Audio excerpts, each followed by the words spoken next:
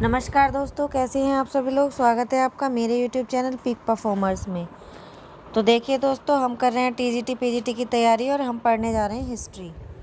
और question number 1 है हमारी स्क्रीन पर, स्वराज मेरा जन्मसिद्ध अधिकार है, यह उद्घोष किसने किया था। यह उद्घोष किसने किया था।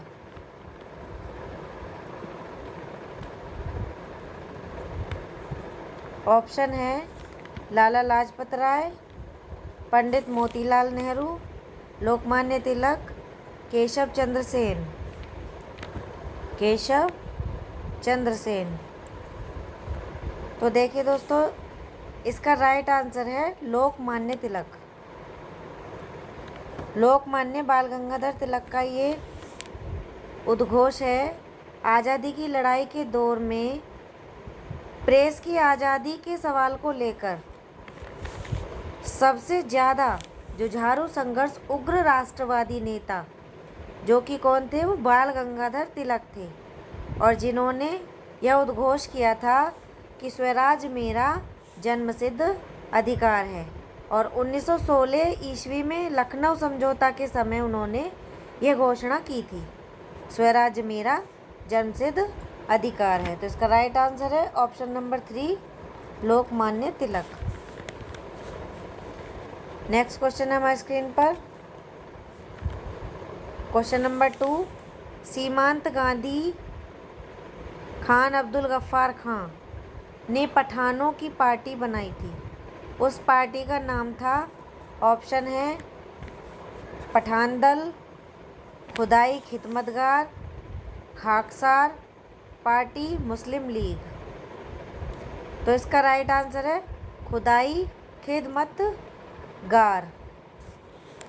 सविनय अवज्ञा आंदोलन गांधी के नेतृत्व में समूचे भारत में फैला हुआ था और पश्चिमोत्तर सीमा प्रांत के मुसलमानों ने खान अब्दुल गफ्फार खां, जिन्हें सीमांत गांधी के नेतृत्व में सविनय अवज्ञा आंदोलन चलाया गया था, तथा इन्हीं के नेतृत्व में गठित खुदाई खिदमतगार या लाल कुर्ती के संगठन ने सविनय अवज्ञा आंदोलन में सक्रिय भूमिका निभाई थी। तो इसका राइट आंसर है खुदाई खिदमतगार। नेक्स्ट क्वेश्चन हमारी स्क्रीन पर, क्वेश्चन नंबर 3, किस जनसभा में करो या मरो का नारा महात्मा गांधी ने दिया था। ऑप्शन है कलकत्ता की, पूना की, बम्बई की, अहमदाबाद की। तो इसका राइट आंसर है बम्बई की। 7 अगस्त 1942 को बम्बई के ऐतिहासिक ग्वालियर टैंक मैदान में अखिल भारतीय कमेटी की वार्षिक बैठक हुई थी और इसमें वर्धा प्रस्ताव की पुष्टि हुई थी। 8 अगस्त 1942 ईस्वी को गांधी ने अपने ऐतिहासिक भाषण में एक नारा दिया था, करो या मरो, जिसका आशय था कि या तो हम भारत को आज़ाद कराएंगे अथवा कोशिश में जान दे देंगे अपनी। तो ये किस जगह हुआ था, ये बम्बई किस जनसभा में हुआ था, तो ये बम्बई की जनसभा में हुआ था। इसका राइट आंसर है बम्बई की। नेक्स्ट क्वेश्चन है हमारे स्क्रीन पर, क्वेश्चन नंबर 4, किस कला का गांधार कला पर अत्यधिक प्रभाव पड़ा था। किस कला का गांधार कला पर अत्यधिक प्रभाव पड़ा था। ऑप्शन है पारसी कला का, सिथियन कला का, यूनानी कला का, बैक्ट्रियन कला का। तो इसका राइट आंसर है यूनानी कला का। किस कला का गांधार कला पर अत्यधिक प्रभाव पड़ा था, तो वो यूनानी कला का पड़ा था। यूनानी कला के प्रभाव से भारत के पश्चिमोत्तर प्रदेश में कला की जिस नवीन शैली का उदय हुआ उसे गांधार शैली कहा जाता है, और पाश्चात्य विद्वानों की धारणा है कि सर्वप्रथम गांधार शैली में ही बुद्ध की मूर्तियों का निर्माण किया गया था। इसका राइट आंसर है यूनानी कला। नेक्स्ट क्वेश्चन हमारे स्क्रीन पर, क्वेश्चन नंबर 5, भारतीय संविधान सभा का स्थापना वर्ष है। ऑप्शन है 1946, 1947, 1948, 1949। तो इसका राइट आंसर है 1946। इसका राइट आंसर 1946 ईस्वी है। कैबिनेट मिशन योजना के तहत जुलाई 1946 ईस्वी में संविधान सभा के प्रथम हुए चुनाव में कांग्रेस को 208 और मुस्लिम लीग को 73 तथा अन्य दलों को 15 सीटें प्राप्त हुई थी। तो संविधान सभा की बैठक 9 दिसंबर 1946 ईस्वी को सच्चिदानंद सिन्हा, जो कि एक अस्थायी अध्यक्ष थे, की अध्यक्षता में शुरू हुआ था और 11 दिसंबर 1946 ईस्वी को डॉक्टर राजेंद्र प्रसाद, जो कि स्थायी अध्यक्ष चुने गए थे। तो वो 31 दिसंबर 1946 ईस्वी को डॉक्टर भीमराव अंबेडकर को संविधान के प्रारूप समिति का अध्यक्ष चुना गया था तथा BN राव इसके सचिव थे। तो भारतीय संविधान सभा का स्थापना वर्ष कौन सा है? वो 1946 है। नेक्स्ट क्वेश्चन है हमारे स्क्रीन पर, क्वेश्चन नंबर 6। स्टोरिया डी मोगोर ग्रंथ का रचयिता निकोलस मनुची मूल निवासी था। ऑप्शन है मोरक्को, लिस्बन, रोम और वेनिस। तो इसका राइट आंसर है वेनिस। मनुची वेनिस का यात्री था, जो कि इटली में है, जो 14 वर्ष की आयु में भारत आया था और इसने भारत आकर दारा शिकोह के तोपची के रूप में कार्य किया था तथा दारा के पराजय के पश्चात चिकित्सक का पेशा अपना लिया था इसने। और स्टोरियो डी मोगोर नामक संस्मरण लिखा था इसने, जिसे 17वीं सदी के भारत का दर्पण कहा जाता है। दारा की मृत्यु के बाद मनुची ने चिकित्सक का पेशा अपना लिया था और जयसिंह की सेवा में चला गया था। 1717 ईस्वी में इसकी मृत्यु हो गई थी। तो स्टोरिया डी मोगोर ग्रंथ का रचयिता निकोलास मनुची मूल निवासी कहाँ का था? वो वेनिस का था। इसका राइट आंसर है वेनिस। नेक्स्ट क्वेश्चन है हमारे स्क्रीन पर, क्वेश्चन नंबर 7। खासी जनजाति का मूल निवास स्थान है। ऑप्शन है बिहार, असम, मध्य प्रदेश, बंगाल। तो इसका राइट आंसर है असम। खासी जनजाति का मूल निवास स्थान असम है, जो कि वर्तमान में मेघालय में है। यह जनजाति जैंतिया तथा गारो पहाड़ियों के बीच निवास करती थी और खासी जनजाति ने अपने नेता तीरथ सिंह के नेतृत्व में 1828-1833 ईस्वी में विद्रोह कर दिया था। काफ़ी मेहनत के बाद अंग्रेजों द्वारा इस विद्रोह को दबाया जा सका था। इसका राइट आंसर है असम। नेक्स्ट क्वेश्चन है स्क्रीन पर, क्वेश्चन नंबर 8। जगमोहन उड़ीसा के मंदिरों के किस भाग को कहते हैं? जगमोहन उड़ीसा के मंदिरों के किस भाग को कहते हैं? ऑप्शन है गर्भगृह, मंडप, शिखर, तोरण द्वार। इसका राइट आंसर है मंडप। उड़ीसा के देवस्थान, जो कि देउल कहलाता है, और सामने का सभा भवन जगमोहन कहलाता है। उसे बड़े मंदिरों में 2 भागों में बांटा है। बड़े मंदिरों में 2 और भाग होते हैं। जगमोहन के सामने नट मंदिर है, यह नृत्य भवन और भोग मंदिर। तो जगमोहन उड़ीसा के मंदिरों के किस भाग को कहते हैं? ये मंडप को कहते हैं। इसका राइट आंसर है मंडप। नेक्स्ट क्वेश्चन है हमारे स्क्रीन पर, क्वेश्चन नंबर 9। आधुनिक राजनीति सिद्धांत के प्रमुख समर्थक हैं Charles Mariam, David Lasswell, Harold Lasswell, उपरोक्त सभी। तो इसका राइट आंसर है उपरोक्त सभी, क्योंकि Charles Mariam, David Lasswell, Harold Lasswell, ये तीनों ही क्या हैं? आधुनिक राजनीतिक सिद्धांत के प्रमुख समर्थक हैं।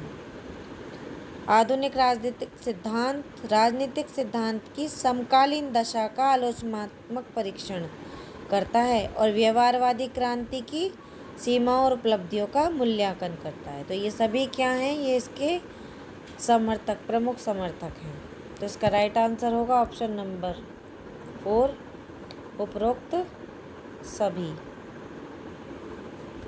नेक्स्ट क्वेश्चन है हमारे स्क्रीन पर क्वेश्चन नंबर 10। आधुनिक राजनीतिक सिद्धांत के प्रमुख समर्थक हैं।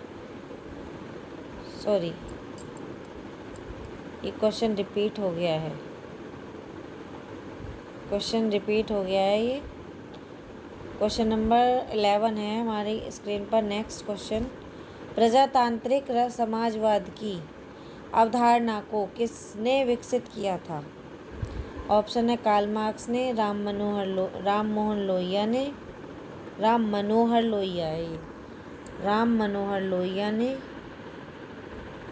और जवाहरलाल नेहरू ने या राजा राम मोहन राय ने। तो इसका राइट आंसर है जवाहरलाल नेहरू।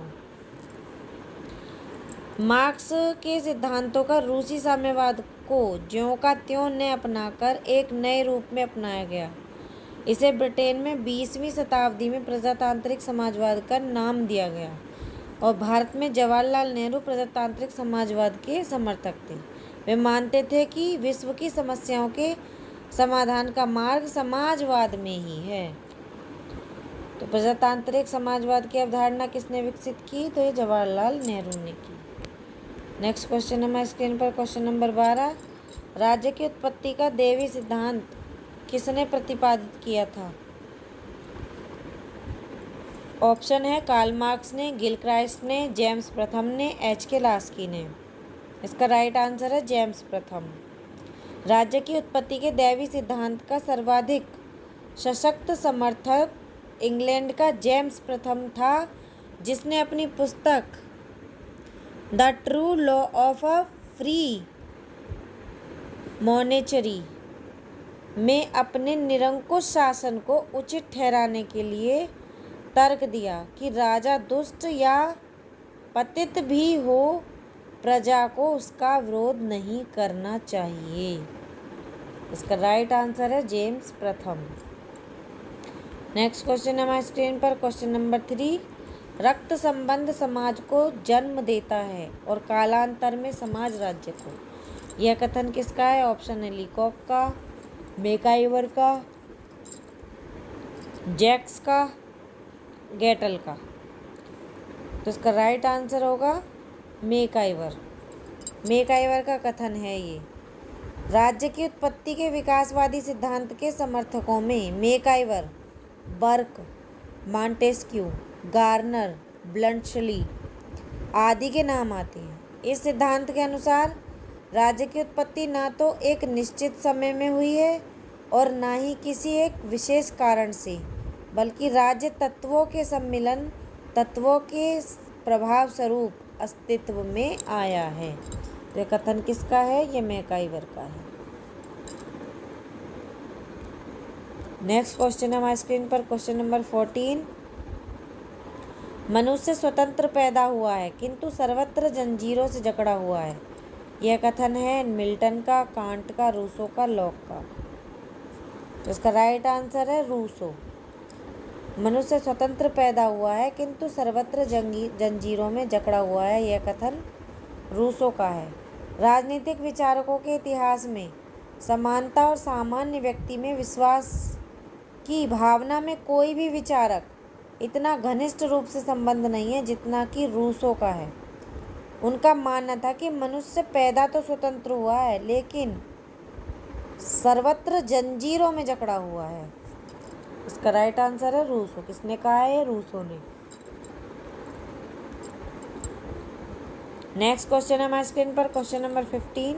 संपत्ति संबंधी ट्रस्टीशिप के सिद्धांत का प्रतिपादन किसने किया था? ऑप्शन है जवाहरलाल नेहरू ने, महात्मा गांधी ने, ट्रॉट्स्की ने, दादा भाई नौरोजी ने। इसका राइट आंसर है महात्मा गांधी ने। देश में उपलब्ध तथा उपार्जित धन का समुचित बंटवारा किस तरह से हो, इसके विषय में गांधी ने एक पुराने सिद्धांत का नवीन रूप से प्रतिपादन किया और इस सिद्धांत को संरक्षकता सिद्धांत व ट्रस्टीशिप डॉक्ट्रिन कहा जाता है। इसका राइट आंसर है महात्मा गांधी। संपत्ति संबंधी ट्रस्टीशिप के सिद्धांत का प्रतिपादन किसने किया? तो महात्मा गांधी ने किया।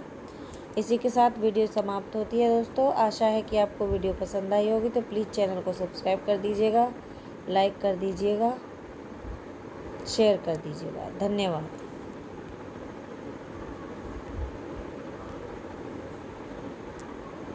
देखने के लिए धन्यवाद।